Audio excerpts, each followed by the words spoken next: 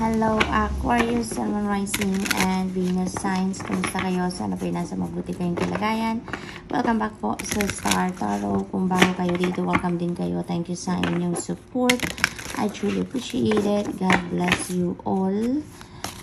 Aquarius po na mensahe ninyo ay unicorn. Ayan. So, if you believe, no? If naniniwala kayo na deserve ninyo ang success, deserve ninyo ang hope, ang freedom, ang healing, ang magic, sabi ng energy na to, that will all be available to you. Kaya, kung ano talagang pinaniniwalaan natin, kung ano yung nasa isip natin, ano nasa dibdib natin, that is what we are attracting towards us, Aquarius. So, this is a beautiful encouragement sa inyo. This is a beautiful reminder at the same time, no? Na kung anong pinaniniwalaan ninyo, rest assured that that will be coming towards you. We have Phoenix. This is very beautiful din na energy dahil ibig sabihin nito na patapos na ang period of crisis ninyo or maaaring tapos na para sa iba and you are rising above your situation. This is the period wherein parang nandito kayo sa energy ng Phoenix rising from the ashes na tapos na kung ano man yung difficult times ninyo, difficult situations na pinagdadaanan ninyo, that is coming to an end. So, handa na, no? Maghanda na kayo, Aquarius, para sa bagong umaga, bagong pag-asa, bagong sitwasyon sa buhay ninyo. This is the time na kailangan nyo ng mag-prepare ng sarili ninyo para sa bagong a path na natatahakin ninyo at this time. This is you heading towards happiness. This is you heading towards a new life. Diba? Nabitbit ninyo dito ang experience, ang wisdom, ang learnings ninyo, and yung success. So, good luck, Aquarius. We have fire. Ayan. So, let go of emotional upheaval and embrace the renewal of the present. Ito na yun. Ito na yun. Sa Phoenix Rising and Fire, parang parehas ang sinasabi nila na ano na kayo ngayon, paangat na. No? Paangat na. Papunta na kayo sa pagtatagumpay. Pagpunta na kayo sa victory ninyo over troubles, over difficult situations. Kaya good luck sa iyo dyan, Aquarius. That is something that you need to be very grateful for. That is something na worth celebrating ninyo dahil makakaahon na kayo dito sa kung ano man ang inyong pinaghihirapan or kung ano man yung paghihirap or difficulty na pinagdadaanan ninyo. So, we have Apophyllite. Ayan, stay positive. Okay? Ito yung panawagan sa inyo. Stay positive, remain positive, dahil pasasaan ba para sa iba sa inyo dito, Aquarius. Maging positibo lang kayo dahil malapit na or nalalapit na ang inyong pagtatagumpay. This is a reminder for you na papunta na kayo, malapit na kayo. You are very close to seeing the light at the end of the tunnel na, 'di ba? Makakaaon na kayo dito sa bigat na kung ano man ang pinagdadaanan ninyo sa buhay. Konting tiyaga na lang, okay? Konting tiyaga na lang, there are few steps na lang that you need to take and you are going to succeed dito sa mga problema. We have Lapis Lazuli, make a decision. Ayan, so maaring may kailangan kayong pagdesisyonan dito and some of you are procrastinating, hesitating, nagdadalawang isip pa, nag-iisip pa, but now, sinasabi sa inyo, make a decision anyways.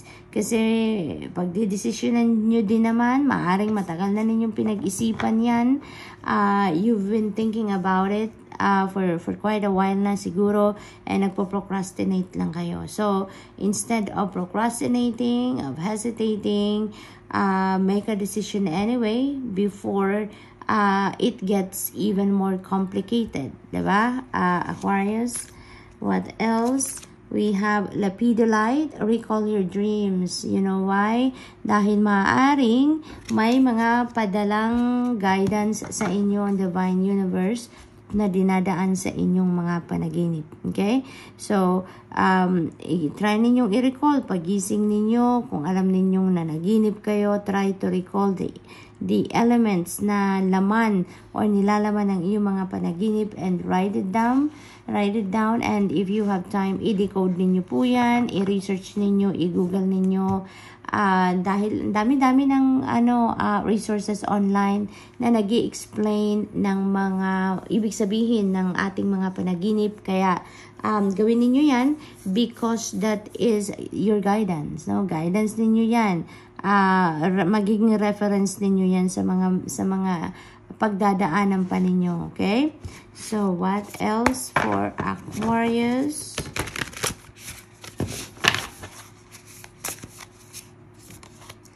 Courage. Ayan. So, you may need to activate your courage and your inner strength dito for you to be able to face whatever it is na sitwasyon na pinagdadaanan ninyo. So, maaaring ito yun, no? Yung pagtatagumpayan ninyo dito. Ito yun yung sitwasyon na kailangan ninyo na tibayan pa ang inyong loob, tatagan pa ang inyong loob dito dahil pasasaan ba? Malapit na kayo, 'di ba? Malapit na ninyong mapagtagumpayan ang kung ano man ang difficult situation na to. Kaya never give up, remain positive, and stay positive, magpakatatag kayo, tibayan ninyo ang inyong puso dyan dahil pasasaan ba at makakaahon din kayo sa kung ano man ang problema na pinagdadaanan ninyo. Okay? Nalalapit na talaga ang pagtatapos ng difficult situation ninyo, kaya nandito na ang change energy. Malapit nang magbago ang inyong sitwasyon for the better. This is a divinely orchestrated change. Yun ang nakikita ko dito with the very big dragonfly dito sa card. So, most likely, parang destiny is at play dito sa sitwasyon ninyo, Aquarius. Kaya kung saan kayo patungo dito, kung ano man ang inyong mga pinagdadaanan sa ngayon, matatapos na yan, diba? You are rising above your situation sa ngayon, and where you are heading is where you need to be at this time. Yung pagbabagong ito, yung transition na ito na magaganap sa buhay ninyo, diyan talaga ay parang hatid sa inyo ng inyong destiny. So, good luck to that. What else? We have enlightenment. Ayan. So, don't worry. Dahil hindi talaga kayo pinapabayaan dito ng divine universe. There is enlightenment that you are seeking. Enlightenment will be yours. Maaring yung mga dreams ninyo na yan, yung mga mensahe ninyo dyan na mapipick up ninyo from your panaginip, that could be it. That could be the enlightenment that you need. That could be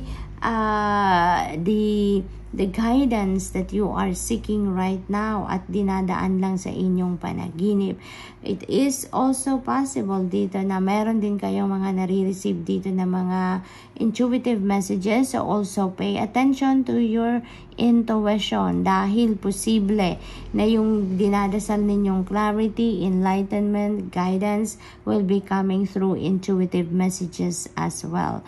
So good luck, Aquarius, and that's all I have for you for today. Thank you for watching. Love and light. Namaste.